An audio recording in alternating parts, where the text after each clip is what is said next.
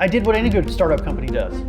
I just said, I don't know and I don't care how I'm going to make money. He was really the first guy that introduced me to Warren Buffett. I never thought of it as being an entrepreneur. Right. I just thought, well, the market has a need. I spend more time by myself than most people understand. And I find that to be a common characteristic of entrepreneurs.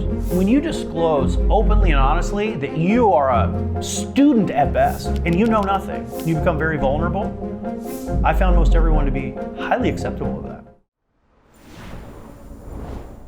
So now we're on episode 3 of the Maverick Mind with Larry Goldberg. And it's I was telling you earlier, it's become obvious that this podcast series is not only going to be a phenomenal series, but it's my personal favorite now, officially.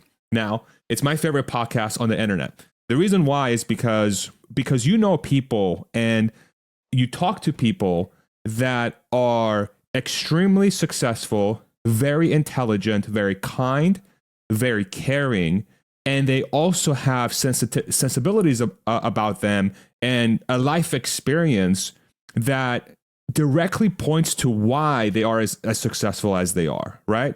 But nobody knows about them. You know, it's like, I was telling this to Hans earlier today, is like, if you think about all the brilliant entrepreneurs and all the brilliant mavericks out there, let's say that are out there that hog up 99% of the media space, your Elon Musks, go down the list, the guys on the All In podcast, there is this top echelon of entrepreneurs and mavericks out there that get all the media attention, and they should. But what about all the people that are just as talented, if not more so, that don't have that spotlight on them, right? That's why Maverick Mind is so freaking awesome. It's because of that. And your conversation with Dutch, which, by the way, it's not his actual name, which is what I learned on the conversation. Niels, right? I think it's Niels, if I remember correctly. Yeah. It was a fascinating one. Dutch. Everybody knows him as Dutch because Niels is not an American name, right?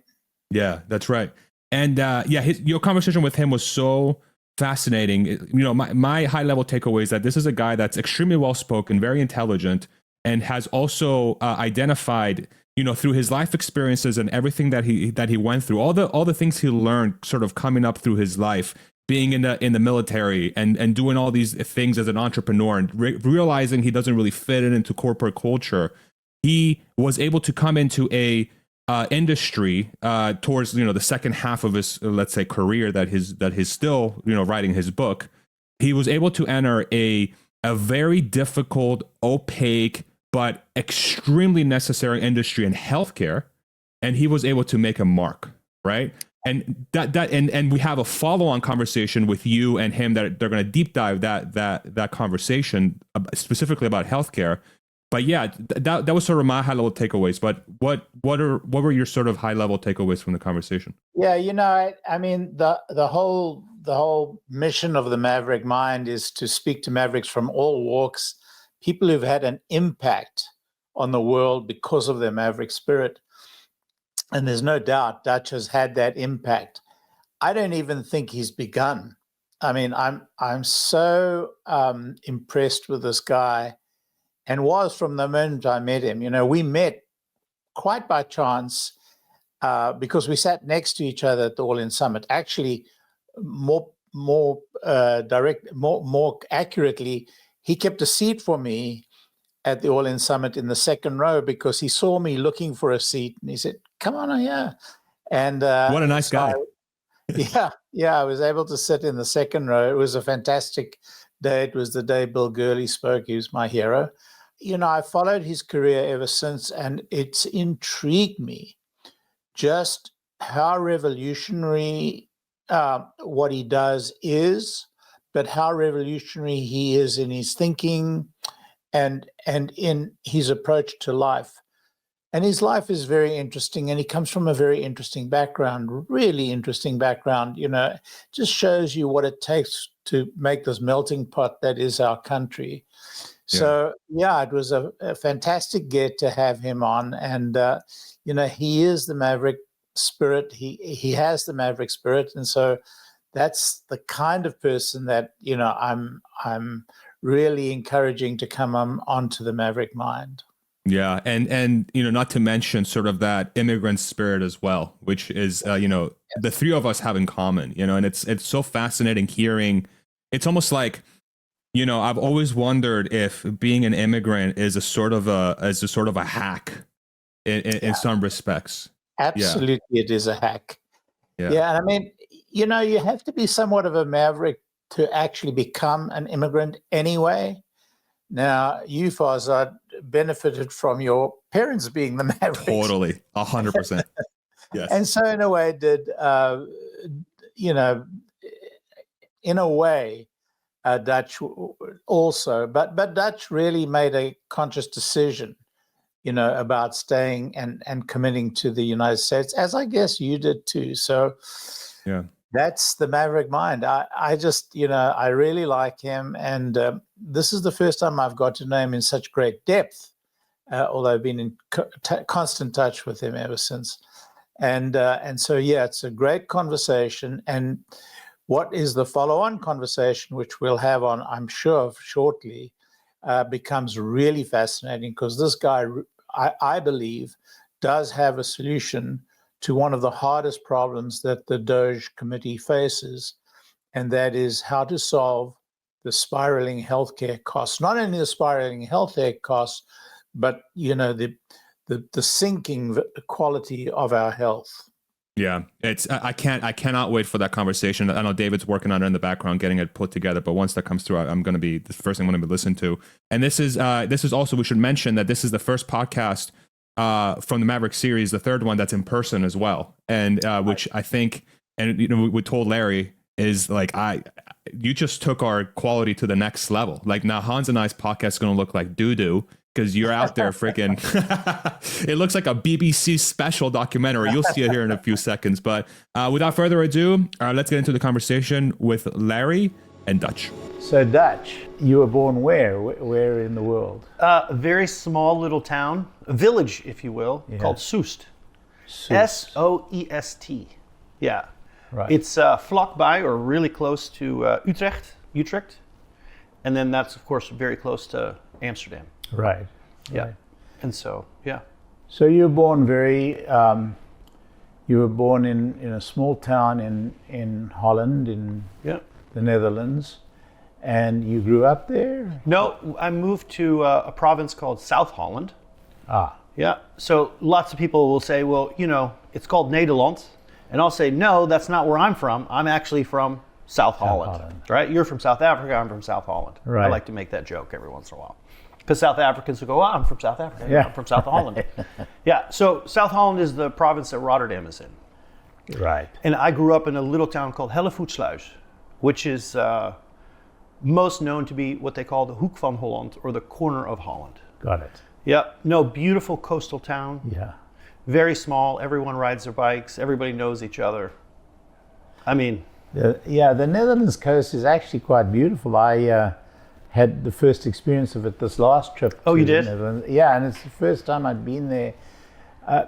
I've been to many, many, many times. Yeah. But it's the first time I'd been to the coast, and I was very impressed. I thought it was a very dreary sort of part of the world, but it's not. It's a beautiful, beautiful. It can be. Oh, It certainly can be. Yeah. I mean, it's much like. I think it's, for Americans, I think it's very much like Seattle. Yeah. Right? I mean, it rains every day. Yeah. And it's gray a lot of days. But it's easy. The weather's not, it gets cold. I mean, we have some snow, but not really. It's like 45 to 70. Don't kid yourself. I've been in Holland in extreme cold. Yeah. I remember walking on the dike. I forget the name of the dike, but I remember walking on the dike with the wind coming off the sea at enormous gusts. Oh, yeah. The wind's bad. Icy blast. Yeah. So anyway, you grew up there. You went to school there? Yeah. And well, back then we had Catholic schools, Protestant schools, and non-religious schools. And I went to a Protestant school growing up. Yeah, in Hellevoetsluis. Yeah, I did that for a little while. My father was at the BP, or the BP, British Petroleum. Sure. He and my mother split up, and he went back to the United States. He is from Texas. Oh, he was originally American. Yeah, he is originally from Dallas. Yep, and he decided to join the American Air Force. Got stationed in Holland. Met a very nice blonde-haired, blue-eyed lady. They got together, and the good news of the story, I mean, at least for me, is they got back together. So it ended in divorce the first time, but they were young, 18, 19, and 21, and they didn't speak each other's language. He comes from a very Mexican family, big family. She comes from a Dutch family, and then you're trying to make these two cultures work, and very difficult. And so, they were divorced, and then I can't really remember. I think I was, call it 8, and they got back together. And then my 2 sisters were born shortly after.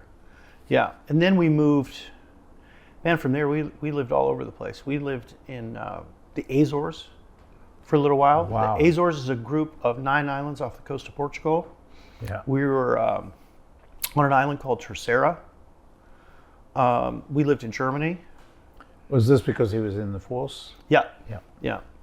He went back to the United States, finished his degree at Texas, and then moved back to Holland to find my mother, rescue his one true love. Right. And they've now been together their whole life. They're What together a story. now. Wow. Yeah. Wow. Yeah, and they live in Dallas. Right. So, which is where my kids and my wife are today. Wonderful. And I'm here with you. Yes. Yeah. So, all right. So you're growing up in the Netherlands, and you went to school there. Yeah. And then? Well, look, I loved playing what we call football, and Americans call it soccer. I tried to play in the United States, and I got a scholarship, and I ended up at a small school in Tulsa, Oklahoma. And I played for a couple years. I tried to play more, but I really wasn't good enough. I really. What position did you play? I played stopper. Yeah. Okay. And I loved it. I played left back for a little while. I had a good left foot. That was really, if I was going to have any chance. I remember my coach when I was probably 12 or 13, playing in Holland, said, "Listen, if you're going to have a chance at this, you work on that left foot." And today players play with both feet very easily. But when I was young, this is the late 80s. Right. You played with your right foot. But in American football, doesn't size matter? Well, I suspect that it does. Yeah. But in soccer, it really, I was a little guy. I mean, I'm 5'10", Yeah. so I'm not short, but I was little because I was young. I got to college, and I wasn't even 18 yet. Wow. And so, now you're playing against men, right? You're playing with men that are 20, Oh yeah. 22, And these guys are huge. and they're strong. Yes. Yeah, and I realized that in my first couple matches, I was like, hey. And the good thing about back then is the older guys on the team were kind of ruthless. And I was mad about it for a few months. And then I realized they really wanted the best for me. Yeah. It's not like today where people, more or less kind of say, they kind of complain about it. Back then it was like, do your job or get out. Get off the team. Right. Yeah. So did you get off the team? I did, but only because Holland has mandatory service. Okay. Yeah. And so after my first 2 years at uni, I was supposed to go back to Holland and do service. And instead, I was able to join the U.S. Marine Corps. Wow. As a reservist. So I was only gone for a year from school.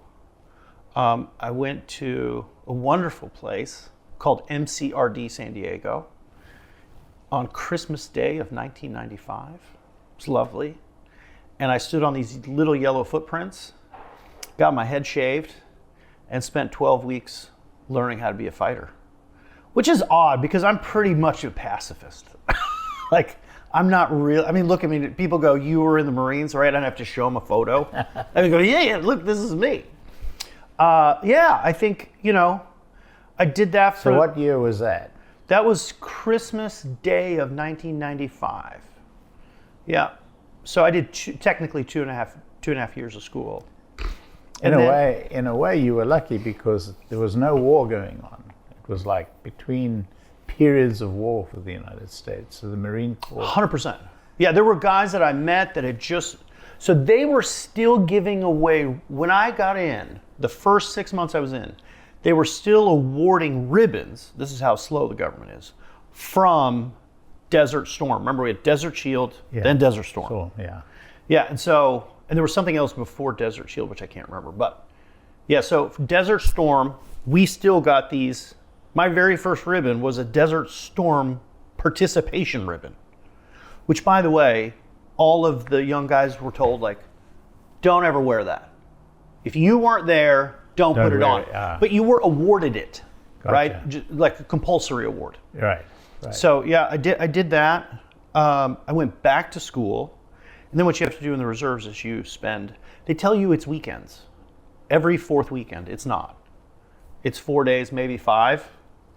And yeah, I loved it. I loved it.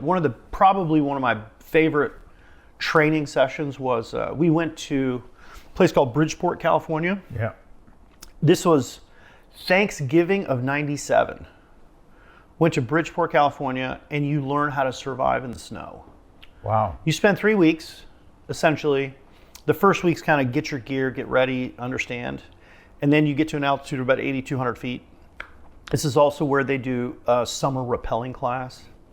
But I went to this winter class, and basically they bury you and teach you how to get out of an avalanche, which is wow. Was pretty frightening. How do you get out of that? Very carefully. Well, one, they have really good equipment so they can locate you. Yeah. But two, you learn how to position your body in the right way, and you learn what not to do, right? You don't fight the snow, because the more you fight it, the more compact it'll become, and the more it will literally bury you. And so between good equipment, keeping your head about you, which I suspect is very hard to do if the snow is coming on you, and then really learning how to kind of shovel your way out with your hands. So you do that, and then you're on a 1 week survival course where you learn how to catch very small animals, trap them, skin them, eat them. You're eating somewhere probably 8,000 to 10,000 calories a day. My favorite part, though, is you learn how to ski. Yeah. And you learn how to not downhill ski, but telemark, right? Cross-country ski. And that was just, for a young guy, that was a great adventure. Do all Marines go through this training, or is it some? Most. Okay. Most, yeah. Most go through. I also got to go to Norway and do the same training later. But you either go to Norway or Bridgeport for summer and winter survival class. So how long were you in the Marines altogether? Total of 7 years. Okay. Yep. Okay. Yeah. Well, that's very interesting. And you did this to avoid having to go back to the Netherlands to Yeah, I don't know if I'd word it as avoid. Yeah. Because I would have happily gone back. Yeah. But I think I just did it because I wanted to stay in the States. Yeah. And I thought, well, how do I do this? How do I stay here and not have to leave? Were you an American citizen due to your father being an American citizen, or did you have to naturalize? I had to naturalize. You did. But it's a process, because most people say when you're born to an American, you're an American. And that is supposed to be true. Yeah. But there are people that fall in the pits. So I remember being like, I don't know, 10 or 11, 12. And I remember my dad took me to a base in Germany and said, okay, we're going to get your Social Security card. And there were some challenges with that, but I got a Social Security card. And then 3 or 4 years later, it got removed. And then, wow. Yeah, and then, no, this has been something very difficult for me most of my life. So, yeah, I mean, to actually, get an American citizenship for any immigrant is a huge bureaucratic challenge. Just seems wrong. Oh, it's very difficult. When you I had something happen 3 years ago that had never happened to me before. We were robbed. Wow. Like stuff was taken out of our home, like money, checkbooks, passports, credit cards. We were gone.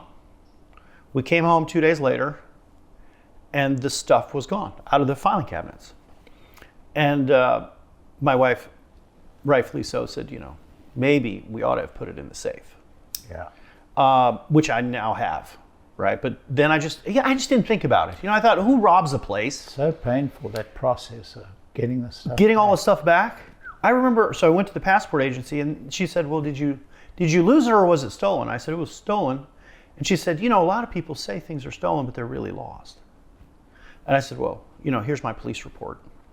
It took forever. And then to get all your records back, this was kind of during COVID. And so I remember I had to get my military records. They're called a DD-214 form. Right. That says, like you're out of the Marine Corps or you're out of military service, good conduct. It tells the dates of your service and your rank. Right, right. It took almost 18 months to get that.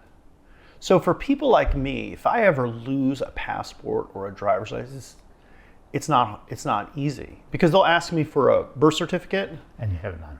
And I'm like, I don't have one. But there are so many times you need a birth certificate, but a naturalization certificate generally suffices. Yes, it does. Yeah. Did you I have one of those now. Oh, you had one of those. All right, so we're at the Marine Corps. You finished the Marine Corps. At this point, you finished your college career as well? Yes. So while I'm in the reserves, I finished school. That's right. And I studied accounting. My father was very nice. He said, you can study engineering, accounting, engineering, or accounting. Which one would you like to study? And I remember thinking who says that to their kids? Yeah. And then now, of course, at nearly 50, I think, good job, Dad. Like when I look at my little son, I think, oh, well, that's exactly my job isn't to make sure that he enjoys college. Right. My job is to make sure he makes a living out of college. Yes, I think I applaud my father for having such good insight. So now we're at a point that you're in college, you're going to do an accounting degree. You have been at the Marines, but I haven't seen the Maverick in you yet. Yeah. So how does this emerge? I don't know. Maybe I was a subtle Maverick. No, I have to say, I always had a proclivity towards hustling, side hustles, and making money. I think so our family, the Brunesse family out of the Netherlands, and the Brownings out of the Netherlands, when you look at them, one of my uncles sold a very large washer and dryer machine company to Philips. Oh, right? Wow. You had shipping people sold in Rotterdam. Then you had oil and gas. And so you had, similar to you, if you look at my grandfather, my opa's opa, all of those aunts and uncles, and I didn't do this until the last couple of years to really figure out our story. Because, I love my parents and I love my aunts and uncles, but if you ask them, where did we come from? Who are we? They have really good answers, but they're built on stories. Yeah. And so when you go to the gemeentehuis, right, the government building in Baden, which is where a big part of our family's from, right next to Soest, all of a sudden you really start finding things. And you see pictures and you find names. A lot of it was detrimental during World War II, right? Much of it was destroyed. But you begin finding your story. And so I think when I started doing that, it got really interesting because they were highly entrepreneurial. And I went to ORU. I had a really good professor named Mark Lewandowski. And he was an investor in one of our businesses. Really? Yeah, he got a pretty nice return on the last one. He wasn't sad, I don't think. We could call him and find out, but I don't think he was sad about that. He was really the first guy that introduced me to Warren Buffett. He made us watch Wall Street. He made me read Liar's Poker by Michael Lewis. Yeah. And that was really the book that when I read that, I thought, okay, there's a bunch to this. Now, what really got me going, though, was learning about Dutch history and learning about tulips and beginning to understand that we were there we built Wall Street. It gave me an immense amount of pride because I know we talked last night, you said, I really don't miss South Africa. Maybe I'm not the opposite, but I find myself dueling between two, and maybe Dutch is the American and Niels is the guy from the Netherlands. And I go... So we should just explain that Dutch is what we all call you. Yeah. But your real name is Niels. Yes, and now my official middle name is Dutch.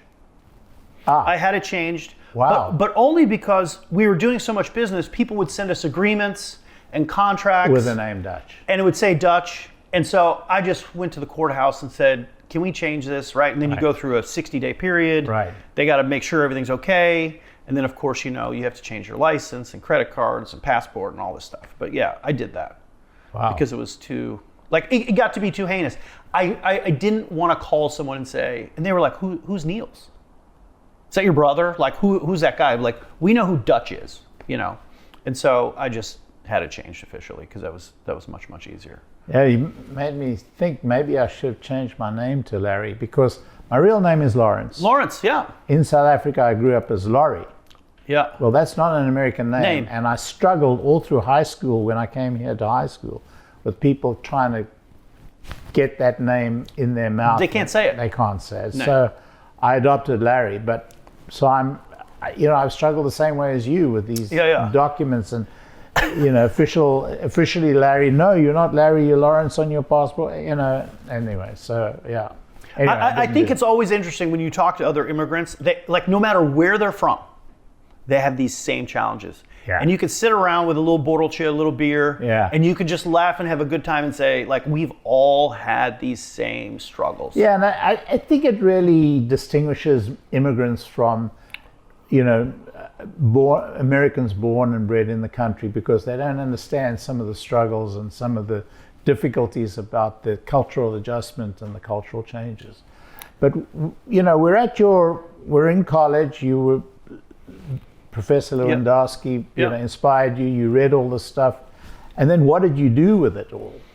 Well, I didn't quite know what to do because remember back then, and you know this well, you were already a solid entrepreneur, but you were forging your own ground.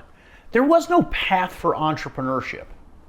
I listened. There was no venture capital. Yeah. No. I mean, maybe if you knew the right people at Compaq, Raytheon, and the rest of the kind of the aerospace guys that moved from the Midwest out to Sand Hill Road. Maybe if you knew them, right? But it wasn't that way. When I was getting out of school, I remember thinking, all I want to do is work for myself. Yeah. All I want to do is help myself. I ended up moving to New York and going to work at a management consulting company that didn't last very long, 9 months. After about 3 or 4 months, my boss said, I don't think this is for you. You like to tell the customers the truth. This is a bad thing. Yeah. You tell them too much and you give them too much value, right? And you don't we're in the business of selling hours. You got to eke it out. You got to give it little by little. Yeah. Little by little. And I really thought, that's not for me. But I think it was kind of for me. I was a late bloomer. It was building and building. And I thought, okay, well, do I want to be a day trader, right? Do I want to be a venture startup company? Do I want to build a manufacturing company? I mean, I kind of had all kinds of ideas. So what year was this? This is in 96. I graduated from college in 97. Gotcha. Yeah. I just knew that I would never be a good employee. And that made me sad because I was like, well, how's this going to work? This is my story. I just could not work for the man. Yes. Just couldn't do it. Yes. I think, though, that's when we first met a couple of years ago, that's one of the things that, when I look at my kind of circle of, and I'll call them friends, right? I mean, we all don't know each other super well, but well enough. I look at that whole circle and I go, everybody's the same that way. Everybody knew that they could be a corporate person, but you just quite wouldn't fit in. Yeah. And I realized that. I left KPMG and started working at a startup called S4F Technologies. And it was interesting because it had nothing to do with healthcare, it had nothing to do with anything. They blocked pornography from your home computer. And two older guys in college started it. They raised $250,000, which at the time I thought, well, that's a monumental amount of money. Yeah, right. Like I had no idea. I was like, what? Someone gave you guys that much money? Well, it was 4 times the amount of money it sounded like today. Yeah. Oh, for sure. Yeah. I mean, that's $2 million easy today. Right. It was a big raise in 1998. Mm-hmm. And I thought, okay, well, these guys have purpose. They have a mission. They want to stop something that you and I talk about this a lot. That back then was laughed at. People said, oh, you want to block porn? Like, porn's good for you. And today, if you go on LinkedIn or X or any of the social media platforms, you have a whole group of men who are today saying, you know what, maybe pornography wasn't so good for you. Right. And I'm like, but you chastised these guys at the beginning. But what I loved was, that was really my first entree into, this is how you raise capital. This is how you talk to investors. They weren't venture investors specifically. This is how you write a business plan. This is how this works. Yeah. And if you do this right, you could maybe sell, build a big business, become the CEO or sell. And that really sounded interesting to me. I think when I look back, probably the book Liar's Poker by Michael Lewis played a huge role in the way that I thought. I think I have my own conflicts with Warren Buffett, but I can't deny his greatness and what he did as an investor. I probably wouldn't agree that he's a capitalist. But I would say his thesis, especially then, this is in the mid-90s, right? Yeah. His thesis, this was when the equity shares were $33,000 or $34,000, and the Dow was probably at 4. It never hit higher, and today it's over 40. I think back then I thought, okay, here's someone who understands intrinsic value. And they're not in it for the short term. I don't hang out with investors who are short-term people. I don't hang out with entrepreneurs who are short-term people. I have a very long world view. Now you ask me what made me a maverick. I don't think it made me one, but I had at ORU, we had a cutoff of 7 o'clock to go into the cafeteria. We had no vending machines in our dorm rooms. We had no access to food. There were no after 7 o'clock places on campus to go. So you could either cross a very busy road, 2 of them in fact, and walk, I don't know, it wasn't that far, maybe half a mile, to go to a restaurant. Or you could do what I did, which was I started going to Sam's. And I started buying snacks, really for myself, but then people would come by my room and go, hey, can I buy a Coke from you for $1? Or, it started off with, can I have one for free? Yeah. Which I was happy to oblige the first few friends. Until you began to discover how much money it was costing you and what the opportunity cost really was. Right, but I didn't know the words, but I knew, I was like, huh. And so I was a resident advisor my senior year, and that's what I did. I mean, I literally bought stacks and stacks of sodas and Gatorade and a bunch of snacks, all very bad for you.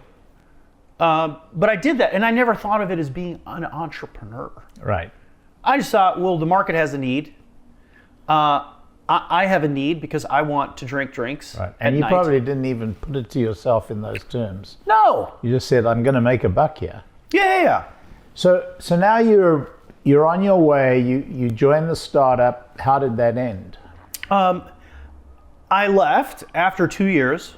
Because? The funding dried up. So the investors promised this new round. This is 30 years ago almost, but I wrote some notes out. So I looked it up and it was $2 million, But they were, today you'd write me a check, right? You'd fund the account. Yeah. And I'd tell you how we're going to deploy the capital, and that's where the accountability comes in. Back then, they parsed it out a little bit at a time. Yeah. So every quarter you got payments. And when, maybe this is summer of early 2000, maybe February, March of 2000, kind of when the NASDAQ started kind of having some trepidation. Bust, yeah. The guys literally called Jeff and Chris, and I don't remember their last names, but that's who I work for. They were the older guys. And they're like, we're not going to send you any more money. Yeah. And we had 40 or 50 employees at that time. We had, a real lease at a building. We had real employees with real benefits and real people. And they said, yeah, we're out. And I thought, okay, so I have no job. I have a bunch of equity that's essentially worthless. What do you do? And then, like any good entrepreneur, I just figured something out and started all over again. And you started at what? That's what really got me into the healthcare business. Yeah. Now, what's interesting about the healthcare business is, and again, like we've talked about a bunch, you don't see these things until much later in life. But what, a young Jewish kid didn't know about a Protestant evangelical school dedicated by the Reverend Billy Graham himself, who I have an immense amount of respect for. Oral Roberts had a vision and a dream where he said, I am going to make healthcare affordable. And the way that I'm going to do it is I'm going to build my own medical school. And then I'm going to fund every specialty in the world. And I'm going to fund it and I'm going to put it here. So he built 3 buildings. One is 63 flights high. And then there's 2 augmenting buildings. One is used as a hospital today. And he built that. And he said, I want every Jew, every Protestant, and every Catholic from around the world to get their health care here. Now, what he didn't know that I know, and largely you know today, is he didn't know how to make that work. He didn't know his donors at the time, which gave a lot of money to the school. He didn't know how to explain to them that car wrecks were edge cases and that most procedures, even surgeries, are planned and scheduled. He didn't know, and he didn't know how to get them paid for. He thought all insurance was insurance.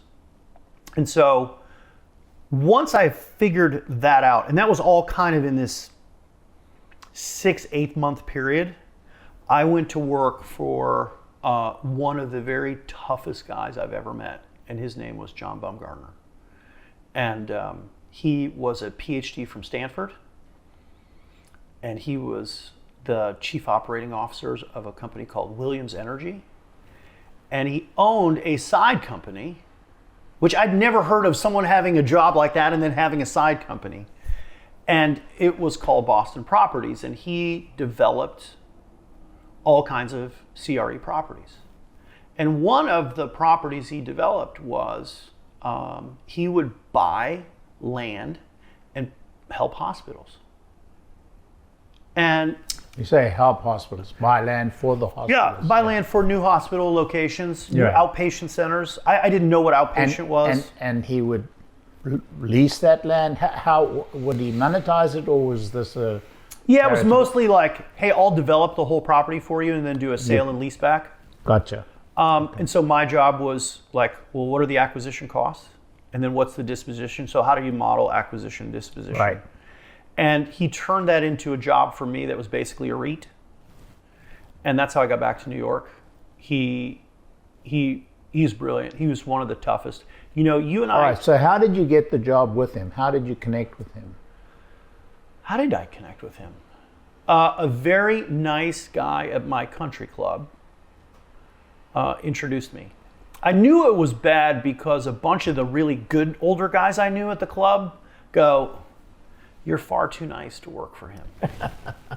And I thought, but you know what they say about tough people is that you learn a lot. Yeah. Every coach you probably ever had, every boss, if you will, or mentor. I never had nice bosses or nice mentors. I had pretty ruthless ones. But I realized that they loved me more than anyone else, because just like I mentioned my dad saying, "What? Would you like to study accounting or engineering?" Yeah. Which one? And a lot of kids, I remember telling them that in college, and they'd go, I mean, that's preposterous. Yeah. You got a scholarship and your father's, and you realize later, like, that's because he loves you. Yeah, he gave you a gift. So now you're working in this REIT thing, and you're teaching yourself the ropes of real estate. Of real estate, but not healthcare or health? Both. Both. Both. Okay. I didn't know anything yet about the demand side of healthcare, for sure. Okay. Like no insurance understanding, none of that.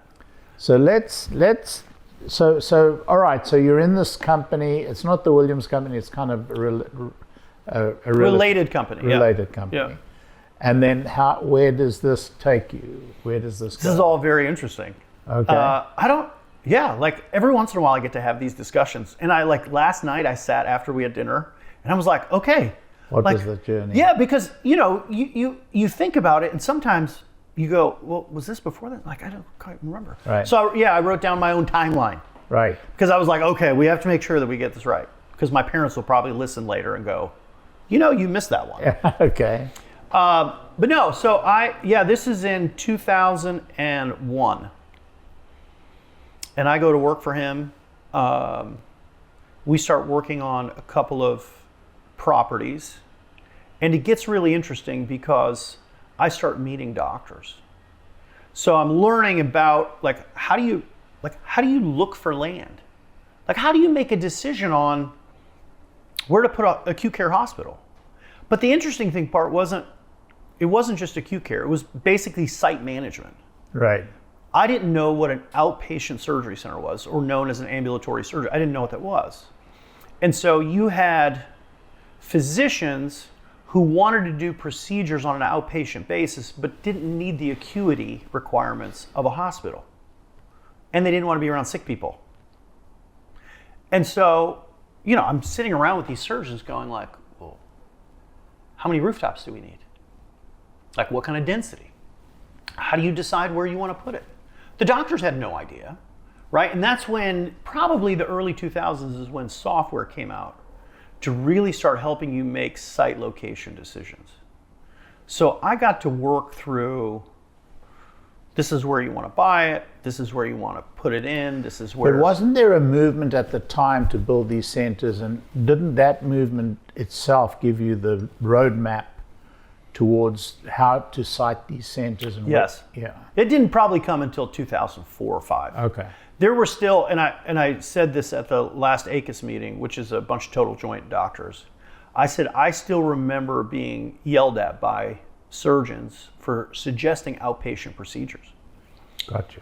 That, you cannot, I never blame the docs for these things because they have to be risk averse.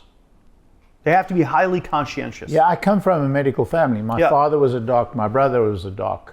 He retired just 5 years ago. But so I've been very immersed in it. And you're right. I mean, these people are so removed from the commercial aspects of what they do. Yeah. And so this is probably one of the problems in healthcare that we'll talk about. Yeah. So, all right. So now you are deep into the business of learning. Yeah. And so where does this go? This leads me to 2004. I go back to New York City, and I continue to work for the company. But things get really interesting because I start making friends in the city. And doctors start pulling me away and saying, young guy, because I'm not even 30 yet. And they say, well, why don't you come to work for us? Like, you'll be your own guy, you'll have your own company. And I was, the interesting thing about that is I was never uncomfortable with that scenario. I never thought, where am I going to live? Or how's this going to work? Probably to my detriment. I should have thought a little more about it, but I didn't. But you're married at this point? Yeah, I was married early. Yeah. It didn't last very long, unfortunately. Ah. Only a couple years. She went home. I went back to New York, and that's around the same kind of time period, 2004, 2005. Yeah, I was married. Young. She's fantastic. She's now been married to some other guy for 20 years, I think. At least that's what I heard recently. I don't know. But I was married young. It only lasted about 60 years so far, but we'll see how it goes. We'll see how it goes, right? Yeah. But no, look, I start talking with these physicians, and I realize that there is a gigantic hole in the market. By the way, I think the hole still exists. And the hole is? The hole is there's no market understanding or approach to anything that has to do with the word healthcare. I mean, so this is a whole subject that we're going to dive deep into in a subsequent discussion. But for the moment, let's just focus on how your career went from there. Here you are, a young guy. You've got a lot of commercial background, financial background, and you've got a bunch of docs who are clueless. I mean, they're not clueless people. They're clueless about. They're learning. They're learning. They're learning. And so, is this what spurred you into action and to your first business, or not yet? Very much so. Okay. Very much so. We started Gray Windmill Ventures out of this. This is where it started. This is where I really learned about certificate of need laws in New York City, where I learned about Medicaid. Every single health system, all the way down to surgery center owners, you have to donate. At the time, it was 2% of your earnings to taking care of Medicaid patients. This is where I learned about site neutral payments. Like, why are they paid more for the same procedure performed in an outpatient center, right? So, but you're creating this company. Yes. And the company does what? Oh, it develops surgery centers. Develops surgery centers. So finds sites, locates them, puts the docs together, syndicates the financing. So you separated from this company that you had joined, and you start doing this yourself. Yeah, I no longer work for John. And how do you finance this? Well, I look at the doctors and I say, hey, listen, this surgery center is going to cost us $12 million. Here's how much money we need down. Here's how we're going to finance the building. And here's how we're going to buy all the equipment. And here's what the total bill looks like. Do you deal with the doctors, or do you deal with the practice managers? How's the... No, really, it's always the docs. Docs, eh? Yes, it's always the docs. And the practice managers don't give you a hard time? Here's what I'll say about that, because I think this is a really interesting point. Yeah. It's one that you and I, I'm sure, will discuss more in depth. Up until today, being January 2025, private practices or independent practices of medicine have done a poor job hiring people. Yeah. So a practice manager, and there are very good practice managers around the country. I've met a ton of them. This is one of those things where in Holland we say these are points. They're not judgments. Right. Right. They're data points for you to sift through and understand. And I remind people when you go to look for excellent employees, right? Where does Facebook go? Now, you can argue the merits of Facebook, okay, or Google, or any large tech company, Salesforce. But when you go there, you find highly disciplined individuals who are productive and understand what needs to get done. Call it Apple, whatever, right? Any Silicon Valley big company. When I look at the independent practice of medicine, I find a wholly unsophisticated group, right, who knows better today. 10, 15 years ago when I really started in on it, they just largely had no idea. They were like, I always say, they're like a group of 18-year-olds that started the group Bon Jovi, and they were like, well, we need a manager. Oh, he's good. Let's get him. Yeah. Right? Yeah. And so I say something pretty provocative. I say today, I go, when we do our work with our clients today, I say, listen, you can't hire your mistress. You can't hire your spouse. You can't hire your girlfriend. Right? We're going to find someone who has real credentials, who understands. The challenge is the egos. And so you have to remove the ego question. So that ego question is a big question in dealing with healthcare in general, I imagine, because it's populated by doctors and by bureaucrats, and both are very difficult demographics. So, but let's go to the history of the company. So you do the startup, and what happens? So it started in 2004. I exited in 2008. That's a very quick. Yeah, I brought in some bigger investors that did de novo surgery centers. They're really brilliant financial minds. What I didn't know, and this is a hard lesson for all young entrepreneurs, and that is I gave away too much equity and too much control. Yeah. But at the same time, I was also young. I didn't understand scale. Right? And again, these are nuanced things. Like, I thought at the time, I understand, I'm Dutch Rojas. Yeah. Are you kidding me? Yeah. I'm the genius. Yes. And I didn't. If I look back at me today, I go, man, you did, you're quite stupid. You know, you had Ganas on you that you really, what were you thinking? Yeah. But this is a half my lifetime ago. So those older guys were right. I yelled and screamed at them, but they were right. I had a very nice little exit. It gave me my first little bit of capital. And it led me to a great conversation with the business group on health in San Francisco. It led to great conversations with a bunch of financial services companies. And it really led to everything that I've been able to do. And it's amazing because most people, I think, in society look at money and they think it's something to spend. Where entrepreneurs don't look at it as something to spend. They look at it as, oh, this money is here so that I can do what I want. I can build. And all I want to do is build. Yeah. I'm a builder. So you've done your first exit. Yep. You're now fully blooded. And what do you do with the money? Yeah. Yeah. Well, I did spend a little bit of it. Okay. I invested in 4 more surgery centers as a limited partner. Yeah. These are guys I trusted pretty well. Right. I invested about half my capital. It went to complete and utter crap. Really? They bombed the whole deal. The way that they did the financing, and by the way, these are lessons that you have to learn, and if you don't learn them, my wife... Failure is an absolute requisite. Yes. My wife Except for Elon Musk, apparently, but okay. Yeah, right. Yeah, he's done nothing but just breed success, that guy.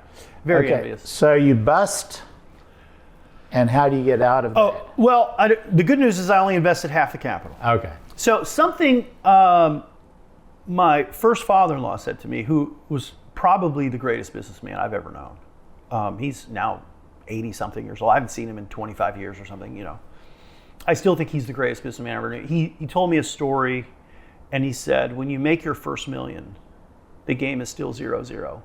Yeah.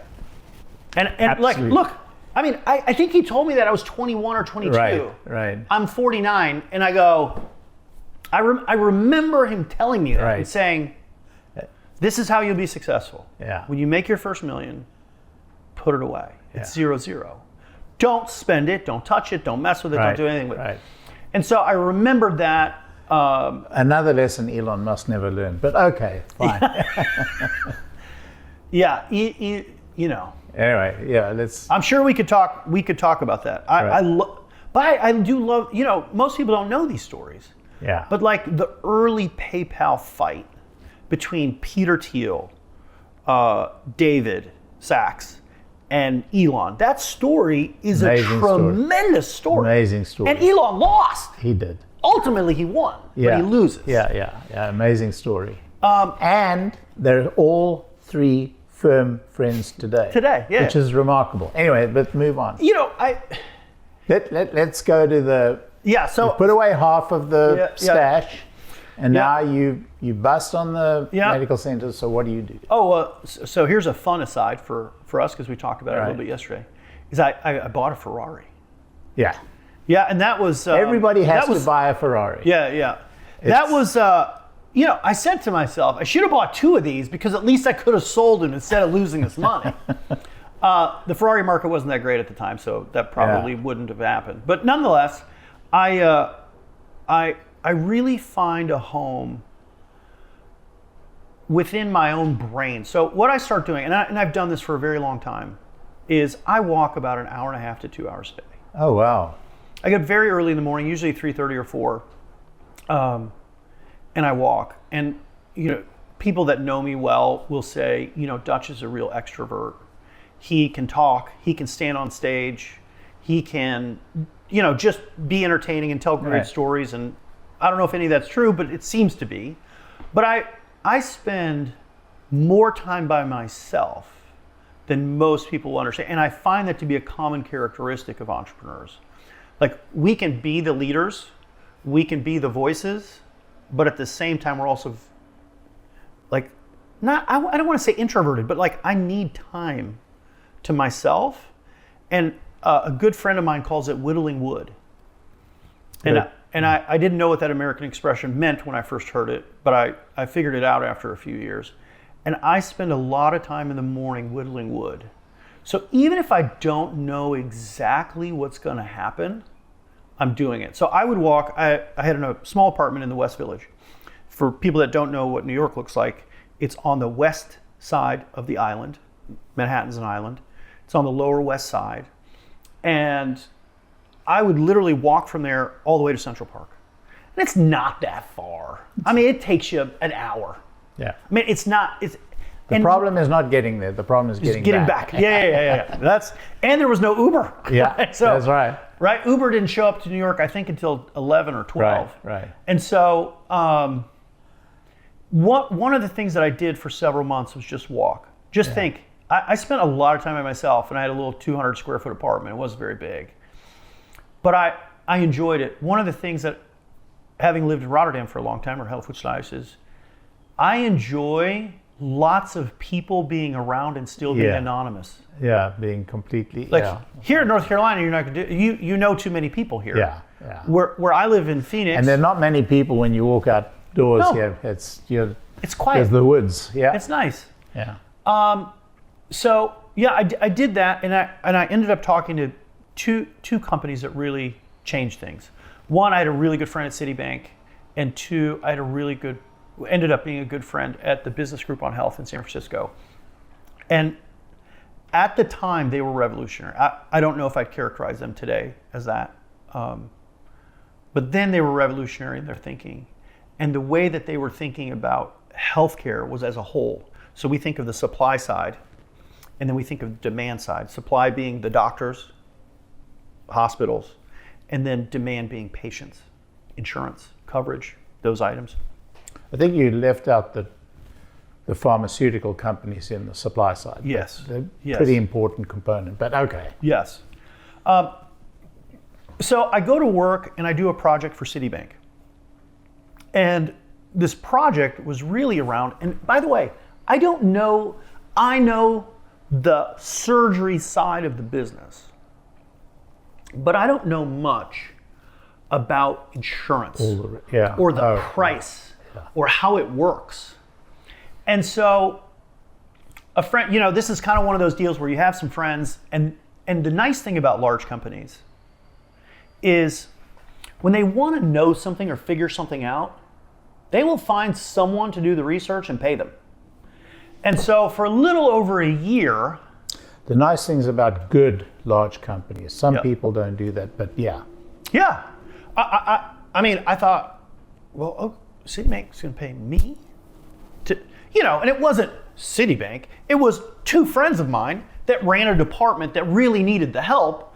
And they're like, Dutch, can you tell us, and this was very pivotal for me, can you tell us why surgeries in some parts of New York and the country at large are different than others?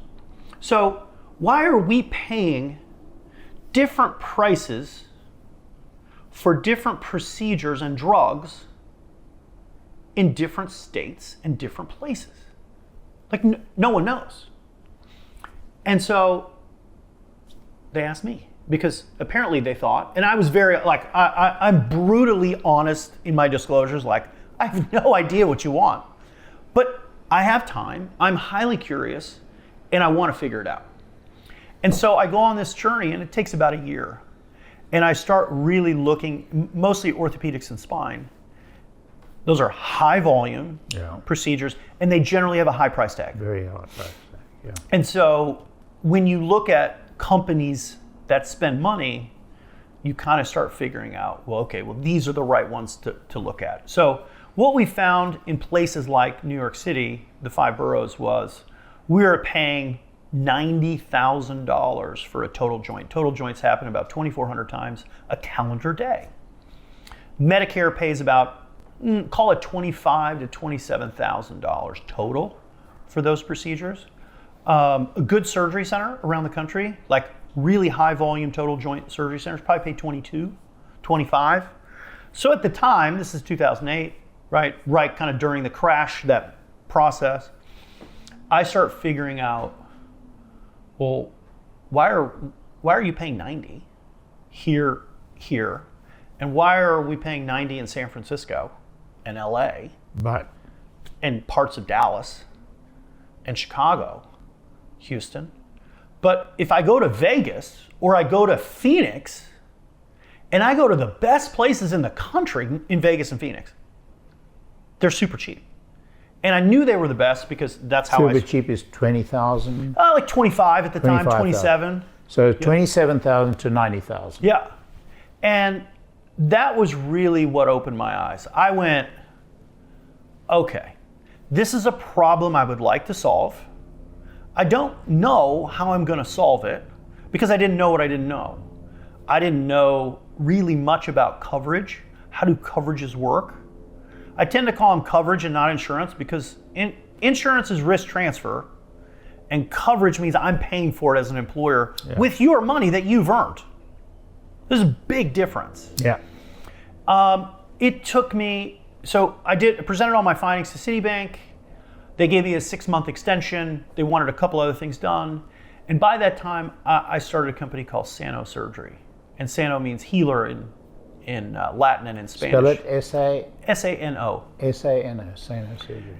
And what I wanted with that company was there was an idea that a few leaders had where you could do contracts between an employer and a surgery center, right, which I had built, and you could have a fixed price, and it was all outside of insurance.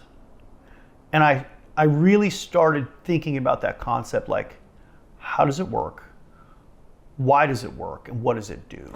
So you didn't own any surgery centers, and you certainly didn't. So you just negotiated the relationship between the two and signed the contract. How did you make money? When I got out of the REIT business and then lost the limited partnerships, I didn't own any more surgery centers. I was totally out of the owning of brick and mortar at the time. I did what any good startup company does. I just said, I don't know and I don't care how I'm going to make money. I think that was an acceptable answer for me. Yeah. It was like, I'm doing this to figure it out. Yeah, there's vigorous here. There's a big arbitrage play. I'm going to find how to bridge that gap and make some money out of it. Yes, and so the first 18 months, I didn't think about it, I don't think. And then somebody came to me, and that's a whole other story, and said, like, you have to make money. And while I'm an entrepreneur and want to make a lot of money, that wasn't really what was driving it. It was the curiosity of, well, how does this really work? And the crazy part is, it's like the movie Inception. Every time I thought I got somewhere, there were 5 things over here I didn't see, and maybe 10 over here I didn't see. Yeah. The good news about being in a place like New York City is when you don't know the answer, you can always call someone. Yeah. And I was very open. I would say things like, hi Larry, my name's Dutch. This is our little company, this is what we're doing. I'm really glad you're a friend of Mike's and David's, do you mind if I just ask you a few questions? You're obviously the expert. And then I would say, like, Larry, I don't know anything about what I'm asking you about. I'm just really trying to learn. And when you disclose openly and honestly that you are a student at best and you know nothing, and you become very vulnerable, I found most everyone to be highly acceptable of that.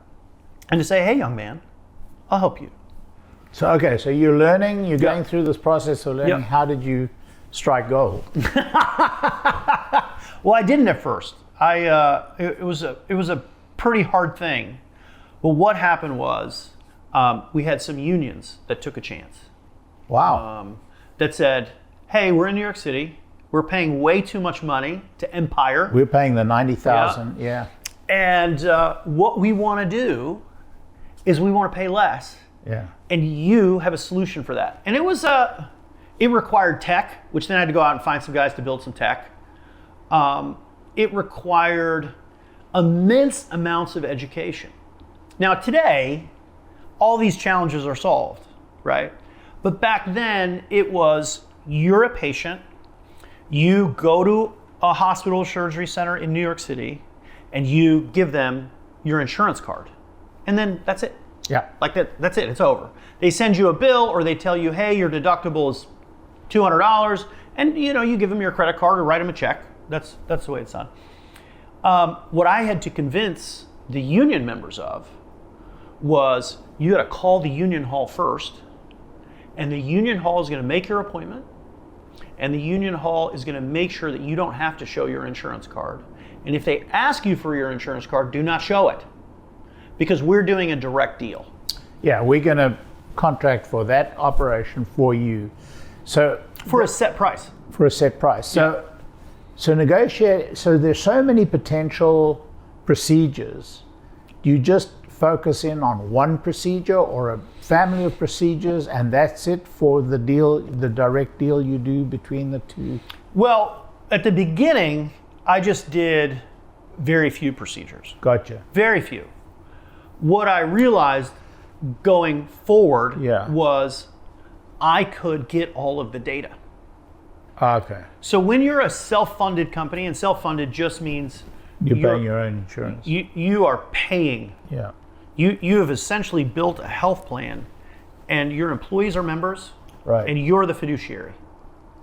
Yeah. And so when that occurs, by the way, if you ask, you can ask highly educated people, hey, do you know what a self-funded health plan is? They go, no idea. Yeah, we did some technology for Aetna. Oh, you did? Yeah, we did a very extensive, a very extensive consultation for Aetna, who built their own technology.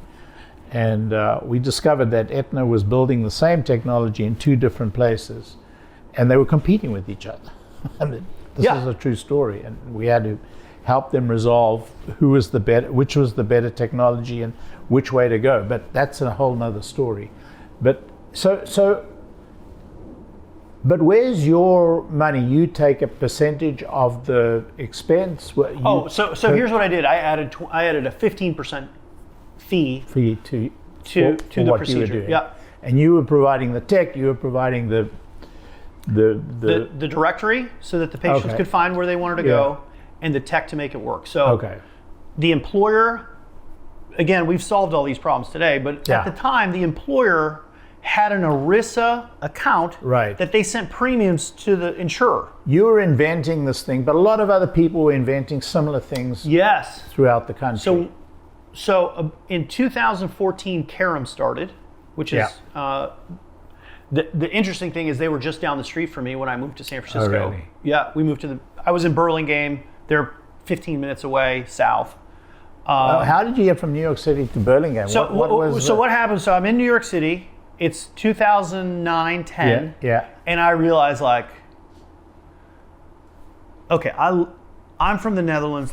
This is no place in the United States has ever been more home to me than New York City. Yeah.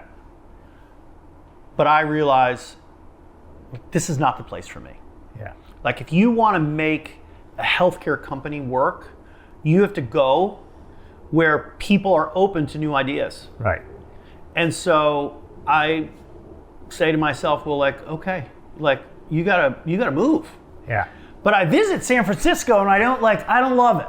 Yeah. They like everyone told me that San Francisco and New York were the same. Like, oh, you're gonna love it. It's the same. Yeah. Well, let me tell you, it's not the same. It's not even close. I'm aligned with you. By the way, Burlingame is an interesting little town. It's right. Oh, I love it. Yeah, it's right next to San Francisco Airport. Yeah.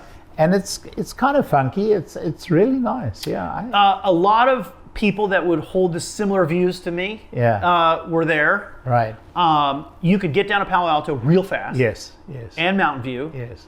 And the city. But I had an office in the city. I was at 945 Bryant, which for people that know San Francisco, they know that that's next to Airbnb and the REI store. I shared a parking lot with REI. And so I moved there and I just start meeting a good amount of people. So how does this company do? Does it flourish? Yes. Flourish? It flourishes, especially the first 4 or 5 years. Yeah, it does really well. And then what did you do with the company? Now you're a real entrepreneur. You built a very significant company. So I started in 2009. By 2012, I sell it. Oh wow. Yeah. You sell out completely? Sell it out completely. Yeah. This is the one I told you, like, it didn't go so great. Yeah. It was an insurance carrier that I thought I was probably naive. They probably showed me who they were and I didn't. I thought, and I still think today, that if you're in a position to transition from being a dominant player in a very big market, that you could take the rest of the market. You got to remember, insurance companies work on a state-by-state basis. They're not national. So I thought this company, in order to grow to 48 other states, would take my idea and just knock it out of the park. And they decided not to do that, and I decided to say thank you and leave. So you did an earn out that didn't earn out. Yeah. They paid me a little bit, but I've been there. It's a tough lesson to learn. The earlier you learn it in life, the better. You know, I hear and read the stories of immediate success. Yeah. But I've been around so long that the real story isn't that. Those are such microscopic, when we say edge cases, they are microscopic edge cases. They're the edge of the edge cases. Yes. Yeah. Yeah, and then I look at me and I go, well, you haven't done very badly for yourself, you know. Yeah. Have there been lean times? For sure. But that's just because I need the capital to build, and I can't use the capital on whatever I'm desiring to spend it on at the time. But it didn't take me 3 months.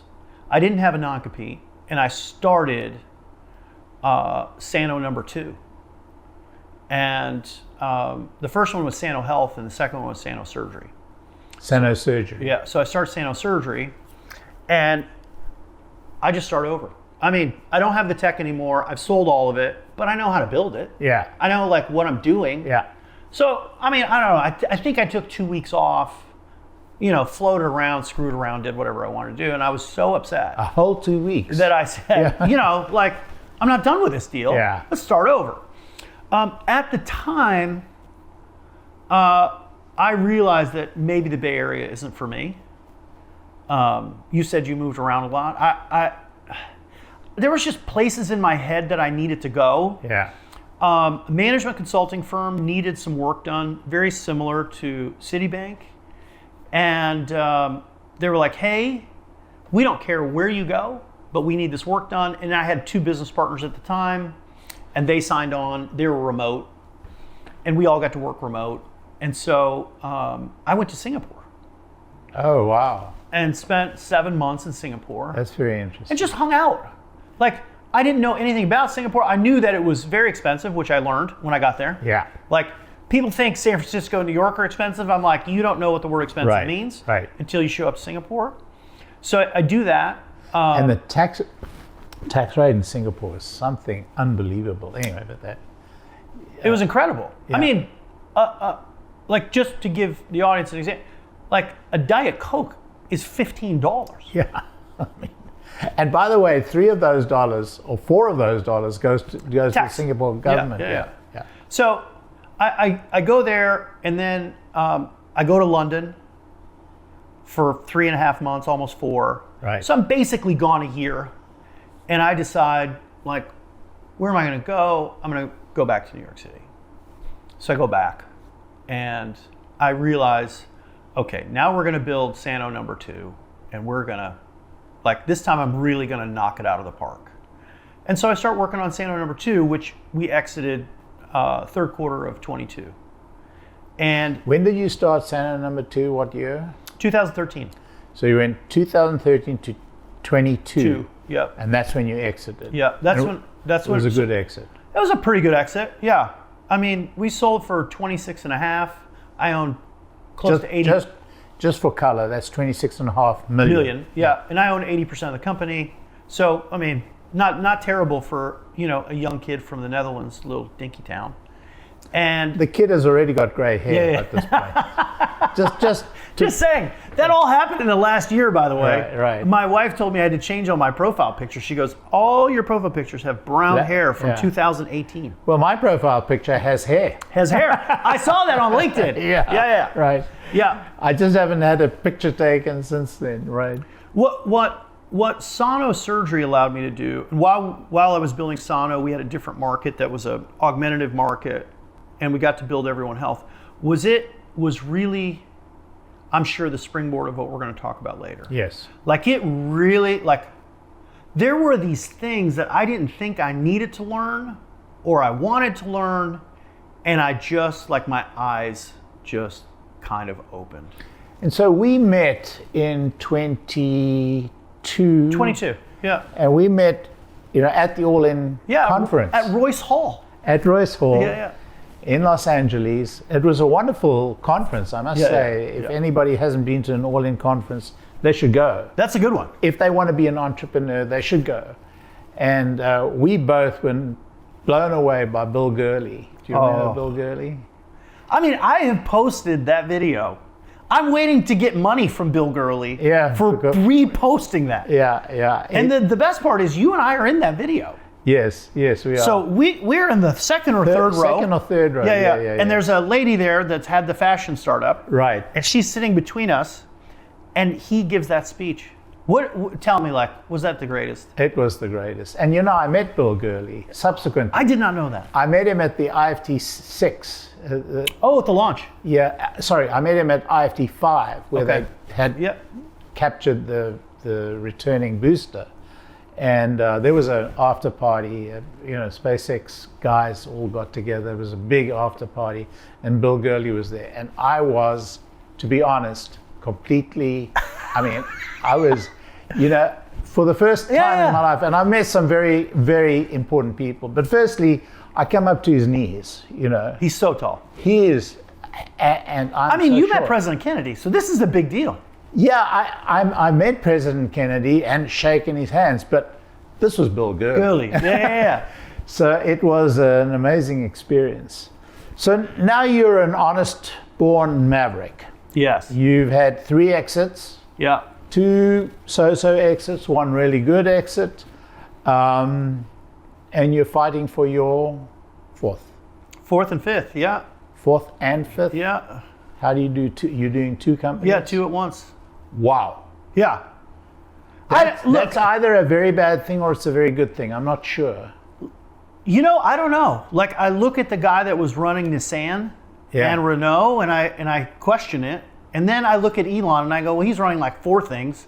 Maybe I could just do a very good job on 2 little things. Man, that really constitutes being a maverick. That really does. No wonder your hair is gray. Yes. And it's literally turned that way in the last year. Yeah. And so when did these 2 start? One started in March of this year and one started in August. Oh, both in the same year? Yeah, so this is very new. Wow. Very new. The nice thing about new is at my age, right? I'm almost 50. I'll be 50 in 9 months, 10 months. Is that you're doing business with people you've now done business with for 15, one of my clients is a 20-year friend. Yeah. This is a totally, when I was in 2008 at Citibank, and I'm calling surgery centers to understand, how did you get a price? Like, you have to get a professional fee, a facility fee, an anesthesia fee, a device fee, all right, an implant fee. And then you have to figure out, and today I'm making a call, and it's not, well, who are you? What are you working on? Oh, you're with Citibank? Well, let me verify. People call HR and go, oh, well, I believe you. You are who you say you are. I mean, that's how it was. But today I call and they go, oh, hey, Dutch. Yeah. How are you? How are the kids? And then it's a nice conversation about their family or mine. It's much different. Yeah. Much different. Yeah. Much different. I think that's the value of experience. That's the value of maturity. That's the value of, we used to call it the Rolodex. That's how old I am. Yeah. We used to call it the Rolodex. But when you get that Rolodex, it makes all the difference in the world. It makes all the difference in the world. I will say, I think one of the reasons that I really enjoy my talks with you is it really does go back to the immigrant spirit. And I'm not saying it to be like, well, we're special or we're not special, no, it's just a matter of fact. Yeah. And I try to explain to people what it's like to be in a country where you don't know anyone. Yeah. I remember sitting in my dorm room and thinking, should I be crying right now? Because I'm 4,500 miles away. I have no money. I'm just trying to get through these classes. Why am I in Oklahoma? And you're depending on the kindness of strangers, isn't that? Yes. It's really, it is truly a formative experience being an immigrant, and it's hard to explain fully the sense of being disconnected but connected. I mean, it's a very interesting thing. And, in today's world, when we're discussing immigration, people don't understand that there's the other side of the coin. Being an immigrant is an extraordinarily tough experience. Yes. It could be different. It is different for some. But certainly for us, it was a... I can tell you this. When I go to Holland, which, we'll go in the summer, take the kids. We go for a month. The airplane lands somewhere between 6 a.m. and 8 a.m. And as soon as I get off the plane, a little tear comes out of my eye. Yeah. And there is this feeling of, and I can't explain it. I don't know how to explain it, but I know lots of immigrants have this. And that is a feeling of a blanket's on me, and I go, my soul settles, and I walk down the streets that I knew as a kid, and I go, oh, finally.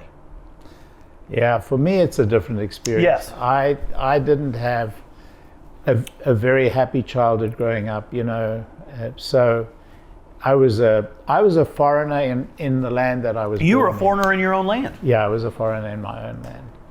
Well, it's been a very interesting story of your life, Mr. Maverick. I don't know if I've ever had this conversation with anyone. It's a very interesting story. Yeah. And I think that it really is emblematic of the Maverick spirit. So I want to thank you very much for being with us. And we're going to have a further conversation. Yes. And we're going to delve deeply into the whole issue of healthcare and healthcare costs for the United States, because there's nothing more important, as we'll talk about, for the United States budget and for our future than our healthcare costs and our healthcare crisis. But I want to thank you for being here. Thank you for having me. Sir, appreciate it.